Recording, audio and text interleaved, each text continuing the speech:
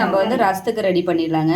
அதுக்கு வந்து ஒரு 3 தக்காளி, ஒரு மீடியம் சைஸ் தக்காளி வந்து நல்லா கரைச்சிருக்காங்க. கையிலே நீங்கள் நல்லா கரைச்சிக்கணுங்க. தனித்தனியாக தான் கரைக்கணும் இந்த தக்காளியையும். அதுக்கப்புறம் வந்து ஒரு லெமன் சைஸ் புளியை வந்து நல்லா வந்து கரைச்சி வச்சுருக்காங்க. ரசம் தாளிச்சிடலாங்களா? 3 டேபிள் ஸ்பூன் வந்து ஆயில் ஆட் பண்ணியிருக்கோம். எண்ணெய் காஞ்சதும் கடுகு கொஞ்சம் போட்டுக்கலாங்க. அப்புறம் வெந்தயம் கொஞ்சம் போட்டுக்கலாம்.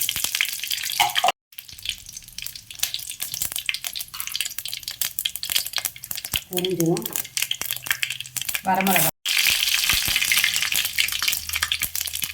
இடித்து வச்சுருக்க மிளகு, சீரகம், பூண்டு அதையும் ஆட் பண்ணிக்கலாம்.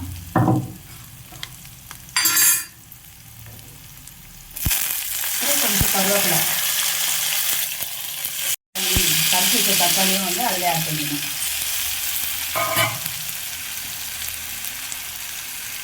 நாங்கள் வந்து எல்ஜி பெருங்காயம் யூஸ் பண்ணுவோம். பெருங்காயத்தூள் கொஞ்சம் போட்டுக்கலாம்.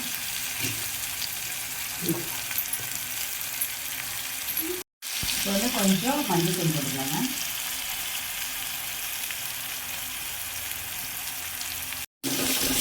அதெல்லாம் நல்லா அப்படியே மிக்ஸ் பண்ணி விட்டுக்கலாங்க. ரசம் வந்து கருகிடக்கூடாது. அந்த மிளகு, ஜீரகம் அதெல்லாம் வந்து கருகாமல் பார்த்துக்கணும். அப்போ தான் வந்து ரசம் நல்லா வாசமாக சூப்பராக இருக்கும்.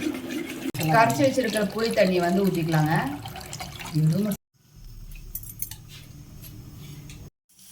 ரசத்துக்கு தேவையான உப்பு போட்டுக்கலாங்க. நுரை வந்துருச்சுங்க. இப்போ வந்து கொத்தமல்லி போட்டு ஸ்டவ் ஆஃப் பண்ணிடலாம். ரசம்